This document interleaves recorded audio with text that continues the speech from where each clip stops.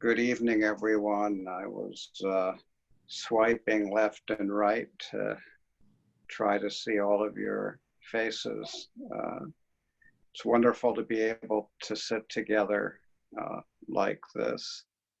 And it's really amazing how much of our Dharma doings can be done online, not quite the same as being all together.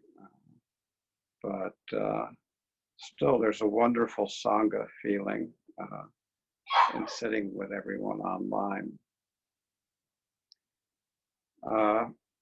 So you can do Dharma talks online, you can sit together online, do Dokusan online.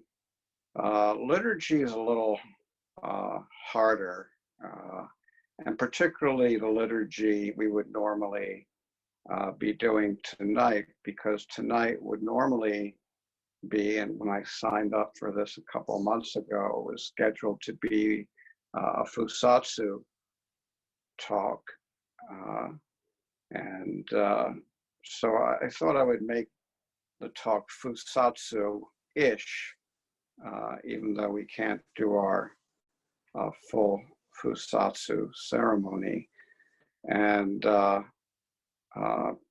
as most of you know, the Fusatsu ceremony is the ceremony of atonement, being at one with both our unwholesome karma and at one with our inherent capabilities as Buddhas and Bodhisattvas to go forth into the world and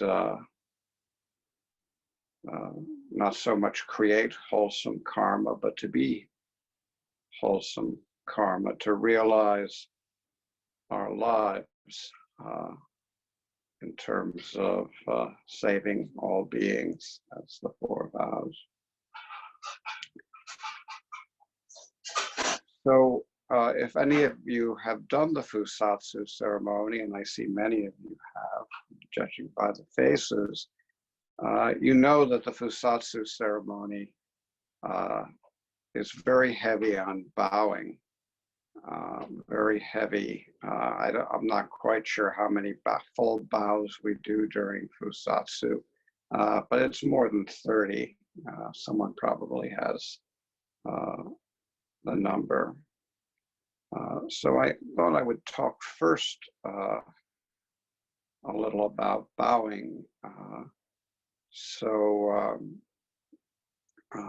In the Fusatsu ceremony, we bow to our own capacities as Buddhas and Bodhisattvas. And so the majority of the bows come with being intimate with Shakyamuni Buddha and the past 7 Buddhas, being intimate with Manjusri Bodhisattva, being intimate with Samantabhadra Bodhisattva, who represents consistency and effort, being intimate with Avalokiteshvara Bodhisattva, the energy of compassion.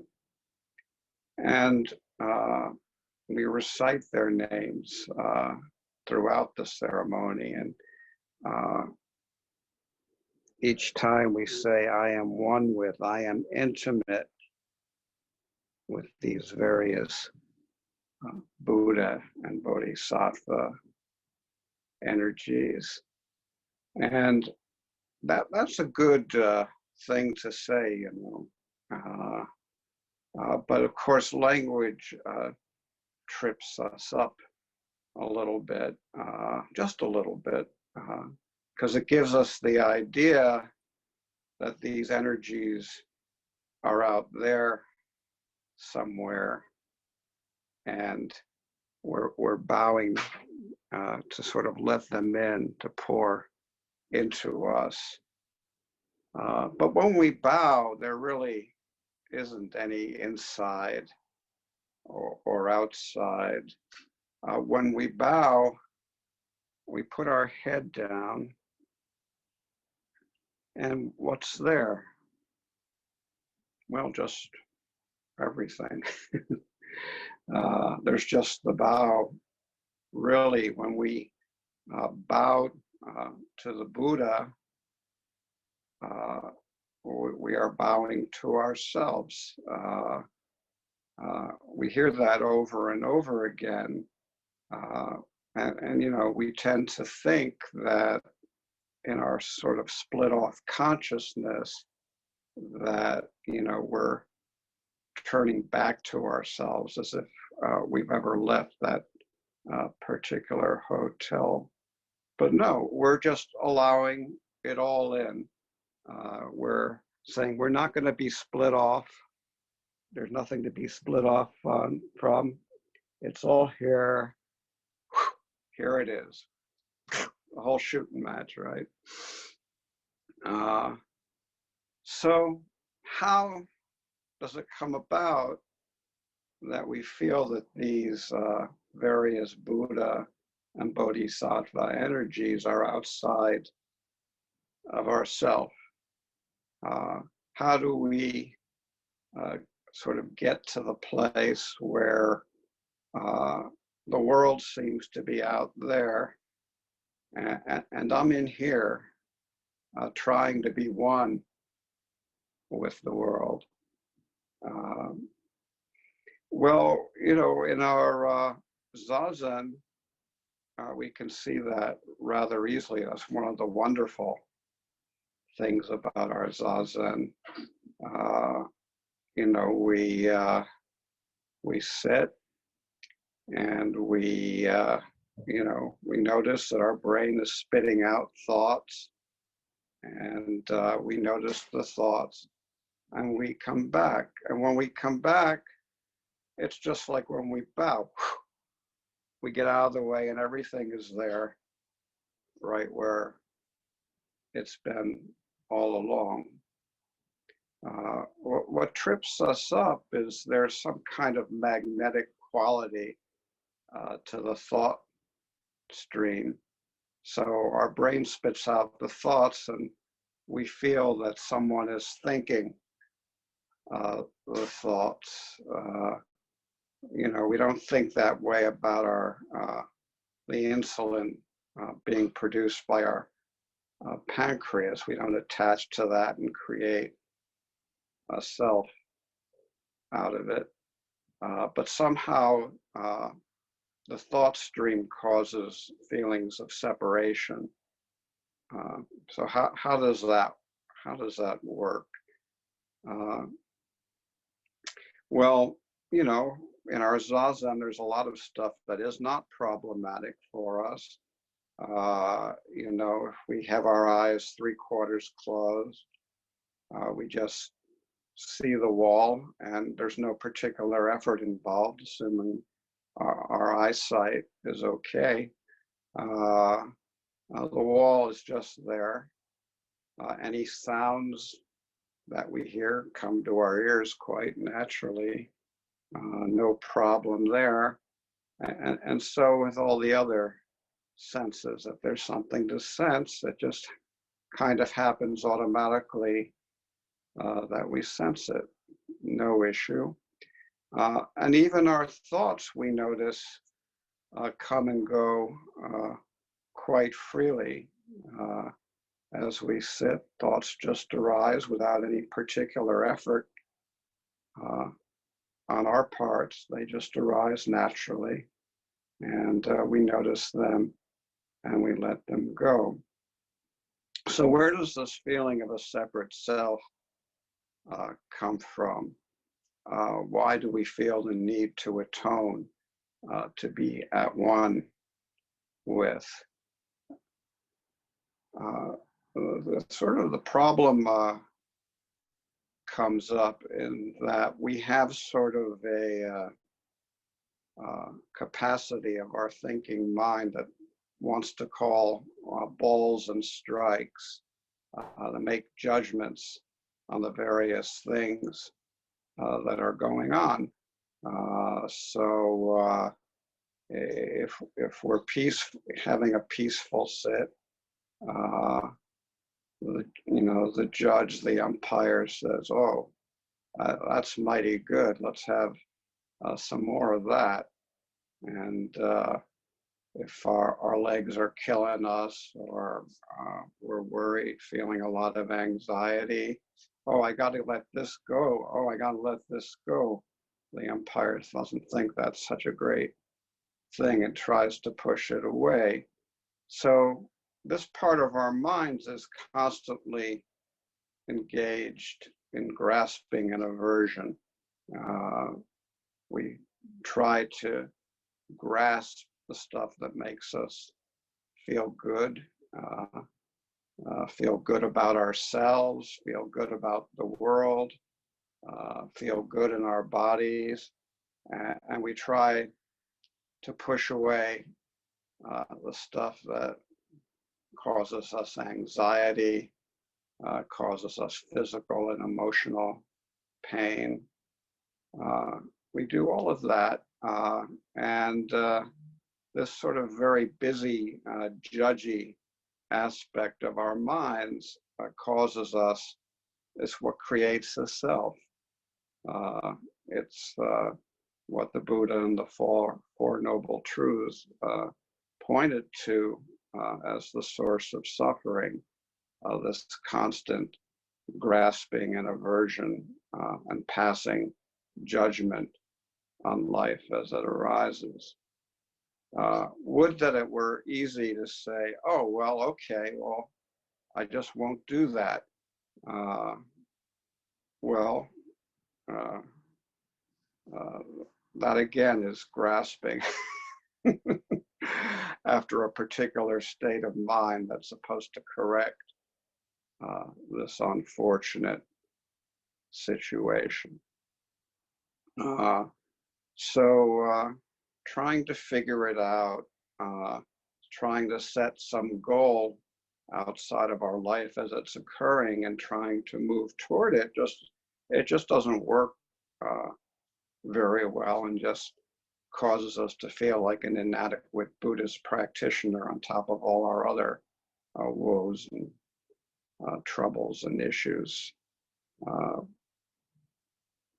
So how do we sort of get out of this situation? Well, probably, of course, the most important way, the central way, the fundamental way, is to practice. And we have a very simple practice that allows us to do this, believe it or not, rather effortlessly, and it's called zazen. And one of the first things they tell you in zazen is to sit up straight in a comfortable, straight sitting posture. And of course, my posture was always terrible. It's still pretty bad. And when I heard that, I thought, "Oh, woe is me. I'm not sitting up straight. It's not going to work unless I sit up straight." Well, of course, that's not what it's about. What it's about is there's nothing that has to work. So why sit up straight? Well, it's just that when we lean, we're leaning towards something or away from something. In a way, in our bodies, we're manifesting that process of grasping and aversion. That sort of adds this extra dimension to our lives and separates from our lives as they go on from moment to moment. So they tell us to sit up straight. And when we sit up without leaning in any particular direction, just as when we bow, everything is right there. There's no Buddha to pursue. There's no enlightenment to pursue. There's nothing in any of the 10 directions to push away or to pursue. And so we sit up straight. We notice our minds, we notice our thoughts, and we sit up straight mentally in that we don't judge our thoughts. We don't lean toward them or away from them. A thought about saving all mankind from suffering is a thought. We notice it and we let it go. We don't lean toward it. A thought about how horrible the coronavirus situation is just a thought. We don't lean away from it. We just notice our thoughts and let them go. This is the mental version of sitting up straight and not leaning in a particular direction. When we bow to the Buddha and Bodhisattva energies, we're not leaning toward them. And when we atone for our unwholesome karma, we're not leaning away from it. We're simply saying, we're simply sitting up straight and saying, it's all right here. I can manifest my unwholesome karma if I choose to do that, but I choose not to do that. I can manifest the Buddha energies if I choose to do that. They're all right here. They're all me. They are my life. And I can manifest them. We have choice. We have agency. And of course, we have the precepts that give us guidelines to serve as guides on this journey, not a journey toward or away from anything, but the journey of practice, the moment-to-moment practice of our lives as Buddhas and Bodhisattvas. And so in a way, we bow to the precepts. We are not separate from them. We embody them fully. Our lives embody them fully right here, right now. Nothing is withheld. There's nothing separate from ourselves and our lives as they're ongoing from moment to moment. And Dogen Zenji talks about practice verification. So we do a lot of this, and over time, we sort of get the feeling of it. And that judgy quality of mind begins to relax a bit. And actually, slowly we realize that grasping and aversion part of our mind that seemed so problematic, when it relaxes, it just allows everything in, everything to be there. There's room for the coronavirus. There's room for world peace. There's room for Uncle Henry and Aunt Martha and Donald Trump and Mahatma Gandhi. Everything just appears as our lives, as the life of Buddha. This is a wonderful asset to us in our vow to practice as bodhisattvas, because when we relax the grasping and aversion, and our mind sort of reverts to its original open and luminous nature, we become much less reactive. And I'd like to point to how that works by just talking briefly about the precept of not manifesting anger, not indulging in anger. So our friend Bodhidharma says self-nature is subtle and mysterious. In the realm of the selfless Dharma, not contriving a reality for the self is the precept of not being angry. Not contriving a reality for the self. Well, that means simply just relaxing, if only a little, our tendency to grab after what's pleasant and to push away what's unpleasant. This is what the teachings tells us creates that feeling of a separate self. And it's kind of obvious when you think about it, because the world is just there. Our world is just there. The world of Buddha is just there. It's not anywhere else. It's just there.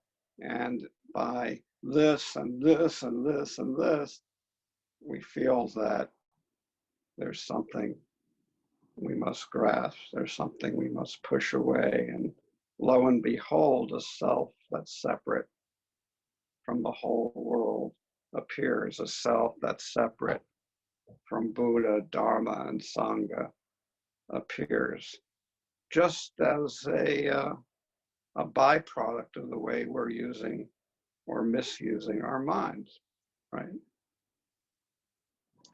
So Bodhidharma says, just don't do that. Don't contrive a reality for the self. Don't attach to your grasping and aversion. Notice it. Don't attach to it. Don't contrive a reality for it. And Dogen gives us a wonderful flavor of what that's like. He says, not advancing, not retreating, not empty, not real. There is an ocean of bright clouds. There is an ocean of solemn clouds. There is an ocean of coronavirus clouds. There is an ocean of the teachings and the Buddhas and the Bodhisattvas. I was just reading an article about Abraham Lincoln a couple hours ago. There is an Abraham Lincoln. There is a Donald Trump. They're all here. They're all here in Buddha's world. There's no need to create a self by separating from any of it. And then in our Zen peacemaker order way of looking at this precept, it says, oh gosh, what does it say? Transforming some suffering into wisdom. This is the precept of not being angry. How do we do that? We don't become some kind of manufacturing machine. We just, when we're able to sit with our grasping and aversion and just notice it, not act on it, we tend not to be dragged around by our negative reactions so much. There's nothing to push away. There's nothing to grab hold of. There's no person to boot out of the human race. There's no person to hold up as some high and mighty being who we must be like, or we're nothing, or we're just dust. No, it's all here in Buddha's world. It's all here in our world. This is the precept of not being angry, just being here with all of it. As my teacher Ryotan Roshi said, with the whole catastrophe, just sitting up straight, no Buddha Dharma to lean toward or away from, just bowing, realizing that we ourselves are intimate with the energies of the Buddhas and Bodhisattvas. They're nowhere else than right here. Realizing this, truly realizing this, we immediately heal ourselves and heal the world. This is a wonderful practice, and I'm so glad to be able to share it with you in this way.